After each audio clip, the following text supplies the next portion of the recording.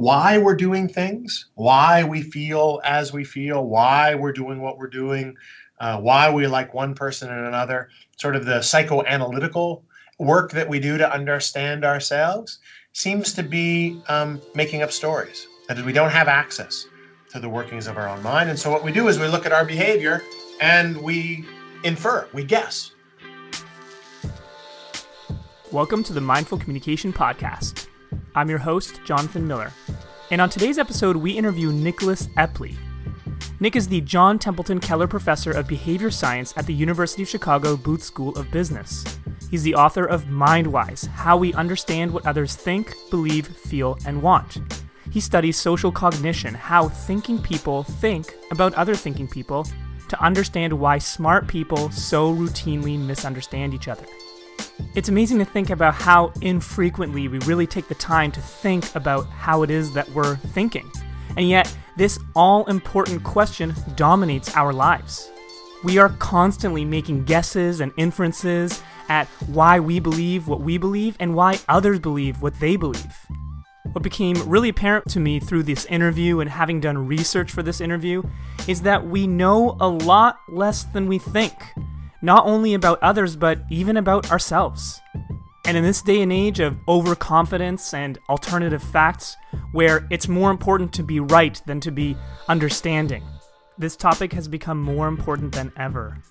What Nick is really proposing is that we come at our life situations with much more humility. Humility for the fact that we know a lot less than we think. We start off the first half of this interview talking all about the inner workings of the mind to better understand where we're getting things right and where we're getting things wrong. Okay, Nick, welcome to the podcast. Thanks for having me here. I appreciate it. So I'd love to start by getting to know a little bit about you, and particularly love to know how you got interested in behavioral sciences.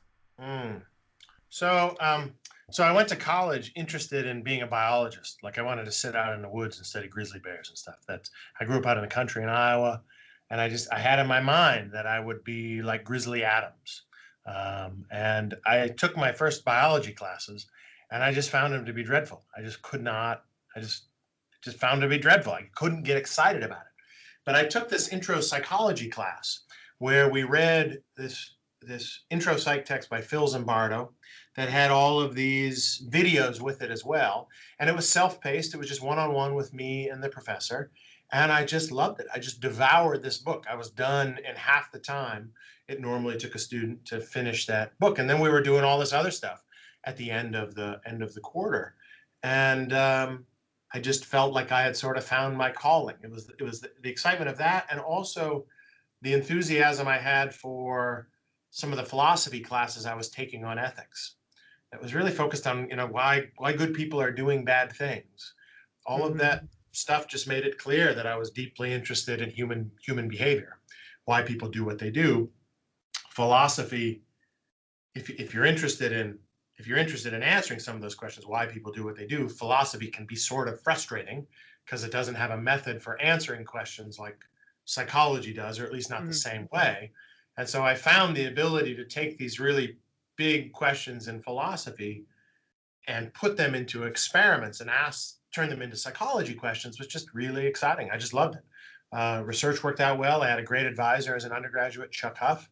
I got lucky to get into a PhD program at Cornell with two really amazing advisors. Tom Gilovich was my main advisor, and David Dunning was my secondary advisor. And I had all of these structural support systems that just made things work out really well. And kind of one lucky thing led to another, and I just kept swimming downstream.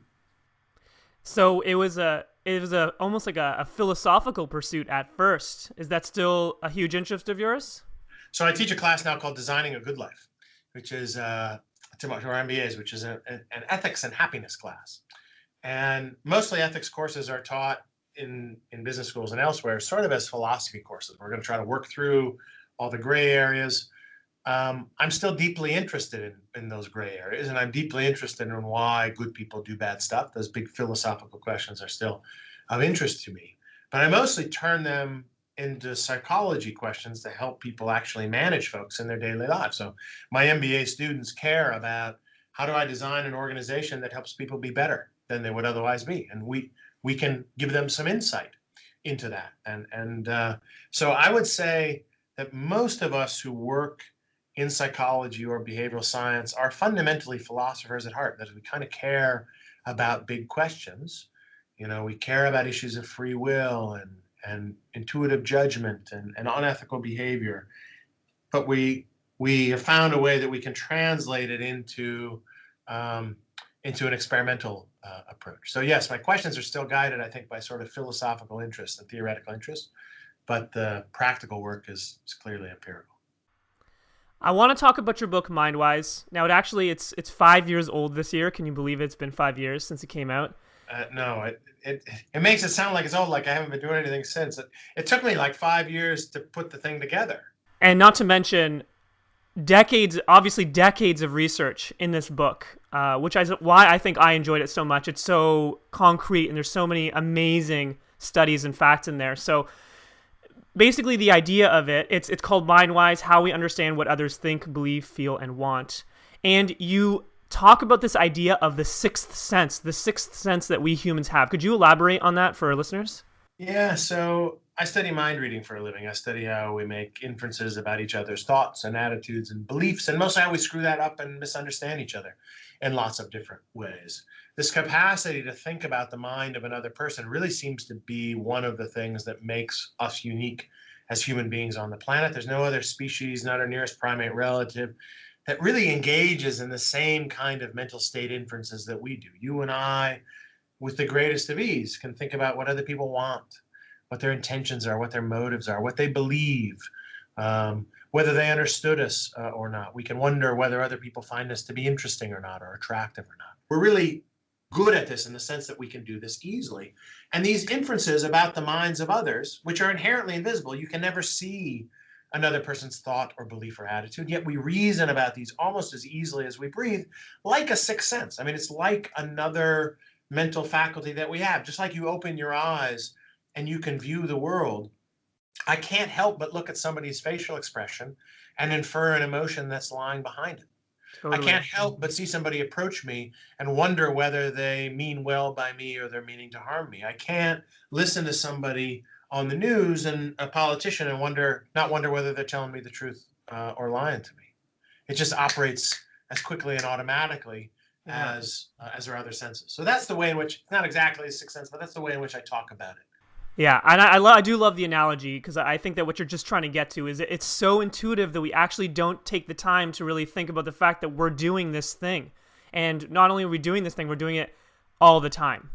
Every social interaction we have. And you highlight, and this is a quote, is that the main problem is that we think we understand the mind of others and even our own mind better than we actually do. So that was a huge part of the book, right?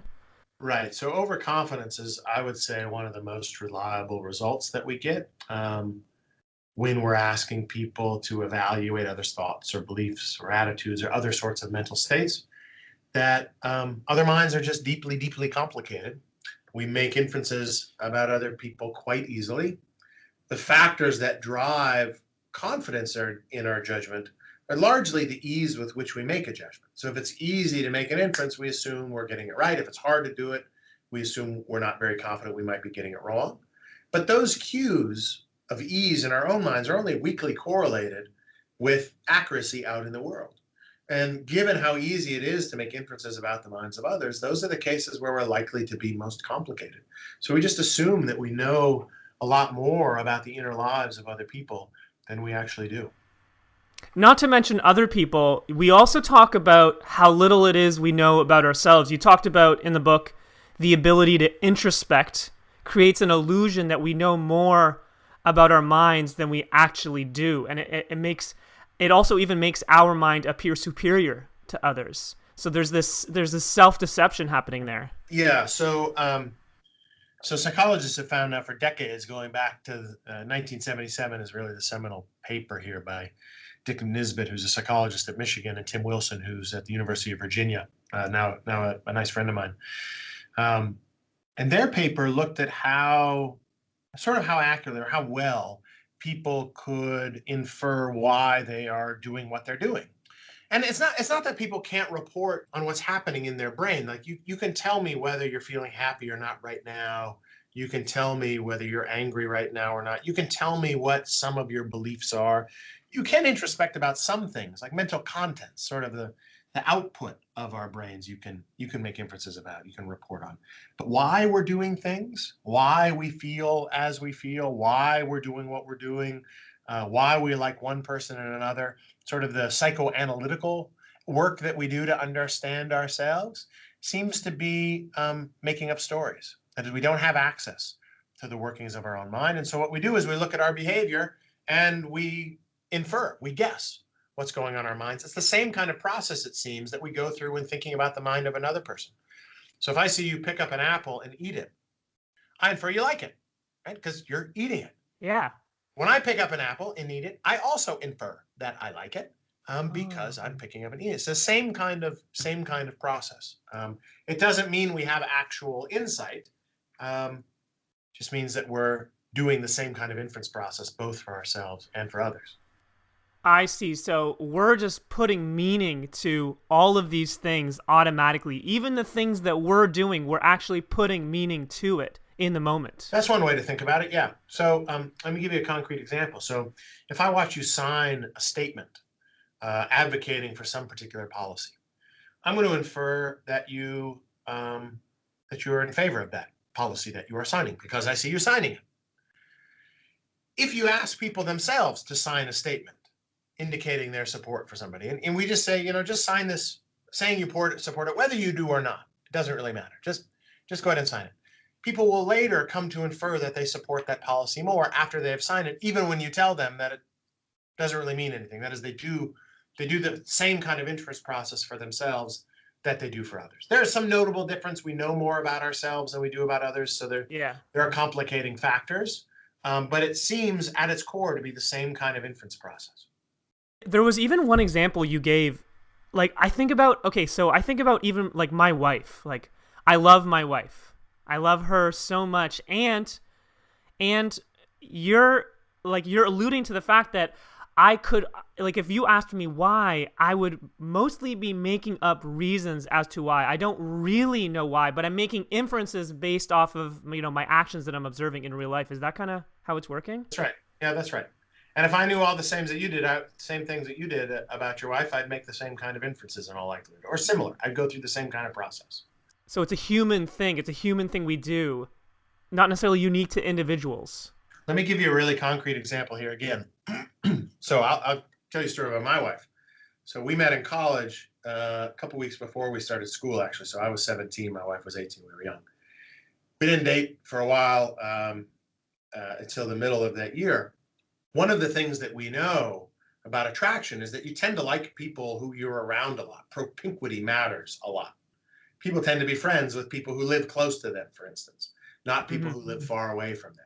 So there's this really famous study by Leon Festinger some years ago when he was at MIT. This was in the 1950s and 60s, where he looked at who becomes friends with whom. The people who were seen the most by others, like the people who were at the top of the stairwell, so everybody was passing their room, tended to have the most friends.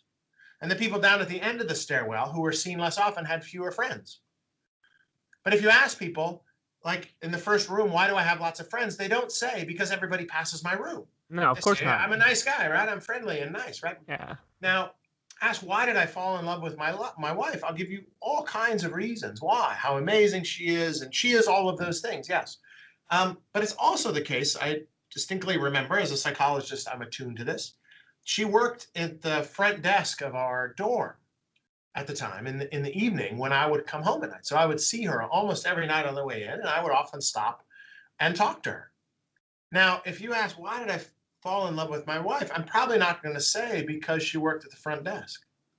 That's not going to come to my mind. No. But that's a very, very meaningful component. If she had been in another dorm, I probably wouldn't have found her. I probably wouldn't have fallen in love with her. If she had taken a different work-study job, I probably would not have fallen in love with her. I would not have been married. So, but when you ask me why did I fall in love with my wife, I won't say because she took the front desk job, even though that's a hugely important determinant.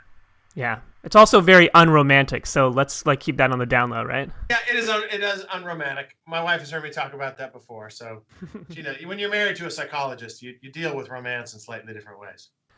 This is just a constant theme I got from your book. This just literally, whatever seems intuitive often was just so not the best way to approach situations. I remember there was one example, and I'm really keen to ask you this question. You were talking about this example of commuting and how you did this study where you looked at commuters who wanted solitude and quiet and other commuters who talked to people on the train.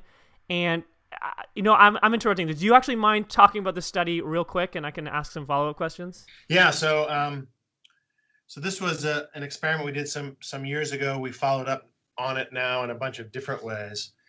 And the idea actually occurred to me when I was starting to write the book. So I put together this book proposal. I was thinking through all the details of it and writing these opening chapters about this most impressive and unique ability we have to connect with the minds of others. Flawed as it is, mistakes that come from it, sure. It's the thing that really makes us amazing on this planet. And yet you look around in the world, there are all kinds of cases where people don't seem to use it. You could connect with the mind of others. You can engage with another person. In experiments, connecting with other people and in surveys is the thing that tends to make people feel the happiest. Quality of social connections drive our health, right? So being lonely or isolated turns out to be as dangerous for your mortality as smoking 2 packs of cigarettes a day. That's a pretty stunning result. And yet there are lots of opportunities out there where you could connect with the mind of others that people don't take. Like every morning on my train into Chicago, people could connect with a stranger sitting next to them, and they don't. The answer is why. The question is, why don't they? Right? That's an interesting paradox for somebody like me, for a psychologist. People are happy when they connect with others, and here are people every day on the train not doing it. Why? It occurred to us there are 2 possible answers. One is that it turns out it could be that just connecting with family and friends, people we know or are connected to, those are the folks that bring us the most satisfaction and happiness. Yeah. That could be. And so talking to strangers would actually suck. The other possibility is that people just misunderstand the consequences of connecting with others, partly because they underestimate how interested others are in connecting with them. And so to figure out which of those 2 things were going on, we needed to run an experiment. One experiment where we put people on the train, asked them to talk to a stranger, to keep to themselves, to sit in solitude, or to do whatever they normally do, and to see how people felt after those. That is, does talking to a stranger suck? Is it unpleasant? Turns out it's not. When we ran that experiment, the people who we instructed to try to get to know the person who sat down next to them on the train today actually reported having the most positive commute. And people on the solitude condition reported having the least positive commute. All right, so that again raises the question, connecting with others seems to make people happy. Why aren't they doing it? To see whether people's expectations might be miscalibrated, we ran a follow-up experiment where we asked people to predict how they would feel in each of these conditions. This doesn't measure what actually happens. This measures people's expectations. And what we found here was that people actually expected that they would have the most pleasant commute in the solitude condition and the least pleasant commute in the connection condition, which is precisely the opposite of what we actually observed. And so people are behaving in a way that's perfectly rational. That is, they're behaving in a way that's consistent with their expectations. It's just those expectations are backwards. And the reasons why our expectations about other people can so often be miscalibrated is that we just live in what former colleague here, Robin Hogarth, referred to as a wicked environment. We just don't get a lot of feedback about our beliefs about others. And a lot of our beliefs are actually self-fulfilling. So if I think that talking to you in this podcast was going to be unpleasant, I wouldn't do it. And I would never find out that belief would be wrong. I would just assume that you would be unpleasant and I would be left with that belief. I would never collect the data that would actually calibrate that expectation. You'd be looking for reasons why I would be unpleasant, in fact. Exactly. Yep. Yeah. That would also then confirm it. Yeah. So good thing I didn't talk to you. That would have been miserable. I never find out that would have been wrong. And a lot of social life is like that. Yeah. So we're left with a lot of mistaken understandings about other people. So listen, Nick, you gave this great example of commuting on the train, So my question for you, for example, are you now talking to people on the train? Is that what you're doing? So I do it a lot more often, absolutely. Yeah. So not every time. I mean, our data don't suggest that you should talk to everybody all the time. Yeah. what our data do is they identify that there's a miscalibrated psychological barrier to connection. And that is assuming that other people don't want to talk to you. That's what we found on the trains matter. And so if there's a situation, if you're in a situation where you got nothing going on, somebody seems nice and you'd like to say hi, you're kind of feeling in a friendly mood, you'd like to talk to somebody, you should give that a go and you should try that. You're listening to the Mindful Communication Podcast, and today we're interviewing Nicholas Epley, all about better understanding how thinking people think about other thinking people. What's becoming increasingly clear to me in the first half of this interview is how little I know about my mind. I think about my mind in these intuitive ways, and yet the mind is actually quite unintuitive. In the second half of the interview, we get much more specific. We look at some concrete examples of this in action, and we get a proposed solution from our guest. So I guess one question that comes to mind is, I read your book and I've read all these psychology books, and they're telling me to, they're giving me the science of like how I can live my best life. And as a psychologist yourself, you're privy to this data. Like how helpful is this stuff? Like how much are you practicing everything that you're learning about? Is this really practical knowledge that you're putting into effect in your life to increase the quality of your life? I will tell you two stories. I could tell you 2,000. I'll just tell you two. So you asked if I talk to people on the trains and wherever else. And the answer is yes. So I've become a much, much more social person. I met all kinds of interesting people as a result. I also ask people more meaningful questions that we find in other research that those aren't nearly as awkward. Those conversations aren't nearly as awkward as people expect them to be. I give people more compliments. I write gratitude letters. I've got a stack of gratitude letters right here, for instance. We find people underestimate how positive other people will feel when they express gratitude to them. And so, yes, I do take a lot of this to heart. I'm more social than I was before. And that doesn't make me blindingly happy all the time, of course. Yeah. What it does is it takes moments that aren't as good as they could be and makes them a little better. That's what it does. But then there are some times where there are really, really big things that happen in our lives. So one of the things that we found, I talk about at the very end of the book, is how difficult it is to understand what's on the mind of another, to know what we would feel like if we're in a different situation we're not in.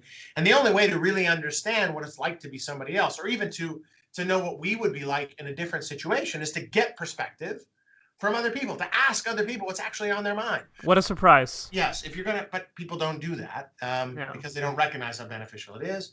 And they don't, and if you want to know, how much you're going to like a movie, ask somebody who just saw the movie. Don't get details about what the movie is. And so getting perspective is critical for knowing what you're going to feel like in a situation you've never been in before. A few years ago, my wife and I got pregnant unexpectedly. And our daughter was diagnosed with Down syndrome. And this came as a real shock to us. And the genetic counselor assumed that we were going to kill our daughter, that we were going to abort our baby. Just assumed that we would, and didn't give us a chance to, just to acknowledge that. Look, you haven't thought about this before. You've never raised a child with special needs. We had 4 other kids. 2 were adopted. We've got lots of kids. We've been through some interesting experiences in our family. She didn't say, look, maybe what you want to do is talk to some folks who are raising kids with special needs, just to figure out what it's like, just to learn more about it, to get some perspective about what your world's going to be like, so you can make a wise decision about what to do here. And that just never entered anybody's radar screen, but it entered ours. And we started talking to parents who were raising kids with Down syndrome, and inevitably they would have just these amazing, heartwarming stories. The most common word that parents who were raising kids with Down syndrome would say to us when we were talking to them was they would use the word blessed at some point. At some point they would say that I have been blessed with this, that it has fundamentally changed the way I view the world and the way I view people. And it showed me a depth of love that I never would experience before. And our daughter or son is just the life of the party and is just loved by all and is so, so delightful. And, as a human being, so has all the challenges that kids have. And we just totally came around with that emotion we had of fear, just went totally in the other direction. Turned out though that pain befalled us here. In this case, we lost Sophie. We lost our baby 6 months into my wife's pregnancy. Brutal experience for us. And so about a year and a half later, we decided to adopt a little girl from China who had special needs, who has Down syndrome. And we brought her home about a year ago. Her name is Lindsay. She is a little angel. We're doing this on Skype right now, so I can show you a picture of her. She is an absolute sweetheart. She happens to be sick right now, which she has a flu. The only saving grace about this is she's an enormous cuddler when she is sick, and so we have some sweet moments even when she's not feeling so well. But that's the most profound way in which my research has changed our lives. That is, we brought family members into our lives and radically changed our lives as a result of what we've learned from our research. Thank you for sharing. That was a beautiful story. You got me tearing up a little bit there as well. So just to recap on kind of like what it was, your kind of recommendation at the end of your book, you talk a lot about all these inferences we make, how we think we know other people's minds and our minds better than we actually do. And you mentioned that kind of some intuitive things that we like to do is we try to understand people's body language. We try to take perspective. But what you were recommending is this perspective getting thing, which is where you're actually asking questions. Yeah. It's not rocket science. It's not. No, that if I want to know what you're thinking or feeling about something, I need to ask you. Now, I can't, that makes it sound easy. The key to becoming really good interpersonal is to become a good journalist. But every journalist knows it's hard work. It's hard to do. You have to ask the right kinds of questions, right? So I'm not going to ask you necessarily why you're feeling a particular way and assume that I'm going to get the right answer. I'm going to ask you certain kinds of questions that I actually think you can answer. What are you feeling right now? What are you thinking? What's on your mind? So on. Those kinds of questions. So people can become better at this. The reason why, and this seems like obvious. This is like the stupidest experiment to run, right? That, wait a minute, when I ask people the questions on the survey, later then predict how you're going to actually respond to those. We don't have people give the actual numeric response on the survey. So we do make it a little harder. But when people actually interview each other, they're better able to predict how another person's going to respond on a survey. That's so obvious. It is so obvious. It is so obvious, except to the people who are in the midst of doing it. That is, except to the married couples that we had in our experiment who were predicting how their spouse was going to answer a survey. Those people who were using totally ineffective strategies, just guessing what the other person was thinking, trying to put themselves in the other person's shoes, they were just as confident that they had predicted the other person's responses accurately as the people who used the actual effective strategy of quizzing the other person first and then later predicting their responses. So this thing that is so obvious to us at some abstract level is not obvious to us when we're actually in the midst of using this tool. And that's what's interesting. That, I think, is what is interesting about this, is this gap between confidence and accuracy. And that matters, again, because our behavior is dictated not by the reality of the world. Our behavior is dictated by our expectations or beliefs about it. So when I think I can put myself in your shoes and see things from your point of view, I'm going to do it. And I'm not going to ask you questions, right? If I think I know what my son is feeling now that he's, accepted college admission somewhere, I assume he'll feel great. I'm not going to ask him how he's actually feeling and find out what's actually going on in his mind, right? Which is more complicated now than I might have guessed otherwise.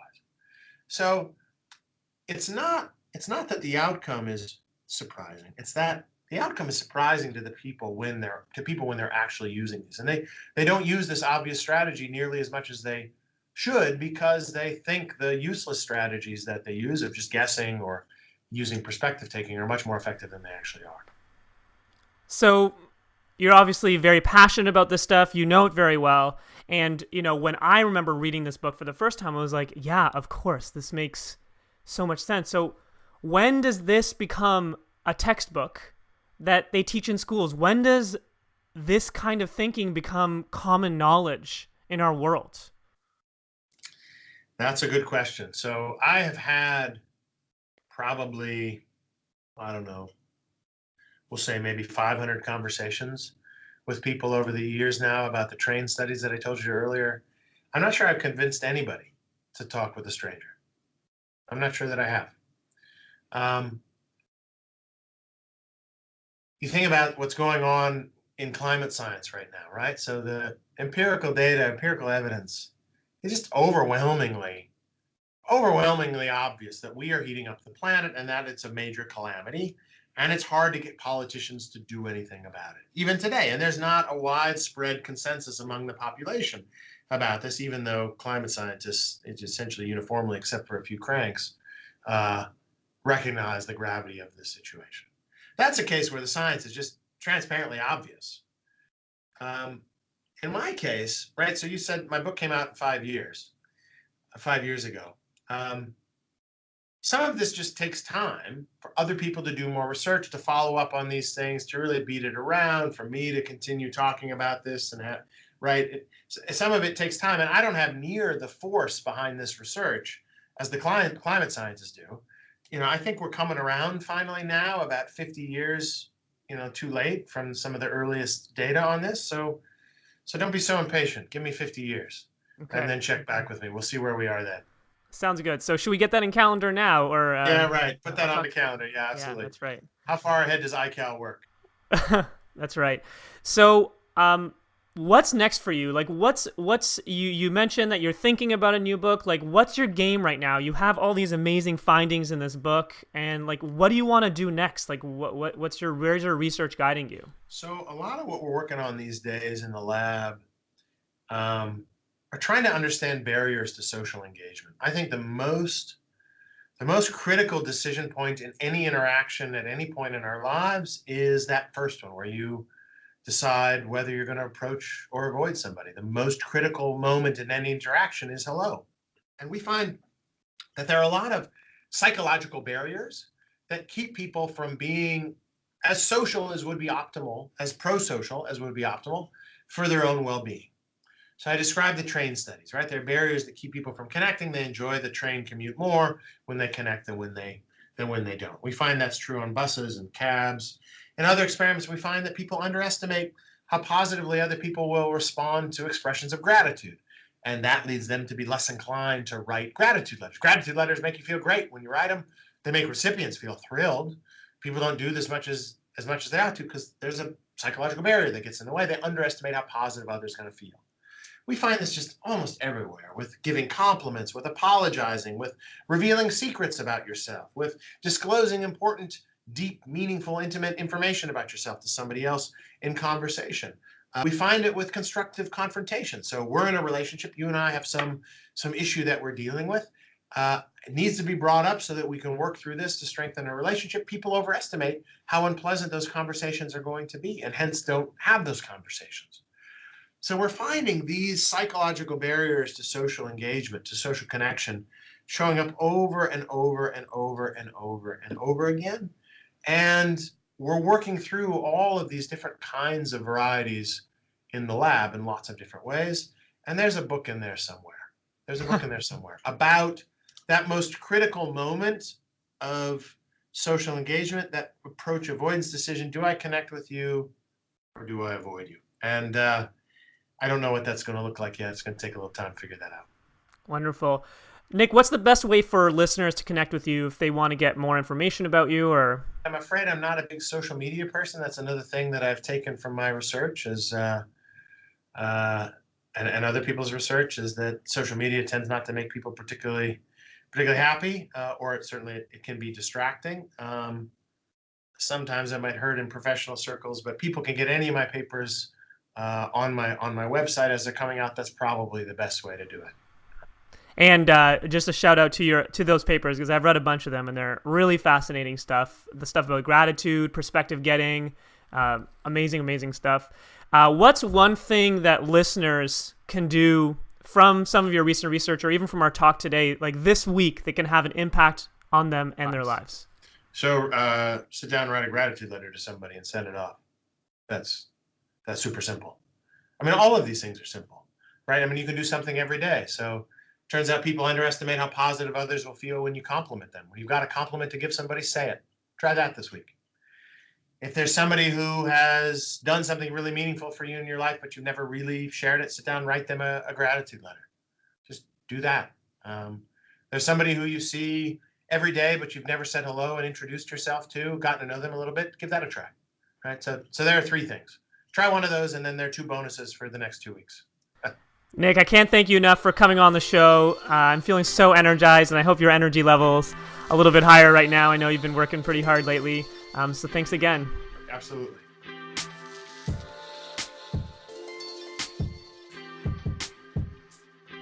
Special thanks goes out to Nick Epley for coming onto the show. We are on a mission to make this world more connected and more communicative. If you're interested in helping us out, you can by subscribing to the podcast and giving it a great rating and review. Please also share on your social channels and help get the word out. You can find us on Facebook at Mindful Comms and on Instagram at Mindful Communication. And you can also check out the Mindful Communication website at mindfulcommunication.me and check out what programs we're offering there. Today's theme music was provided by Shinogo. You can find Shinogo's music at iTunes, Google Play, SoundCloud, and Spotify. And editing today was done by Maya Miller. Once again, my name is Jonathan Miller, and you've been listening to the Mindful Communication Podcast. Thanks for tuning in.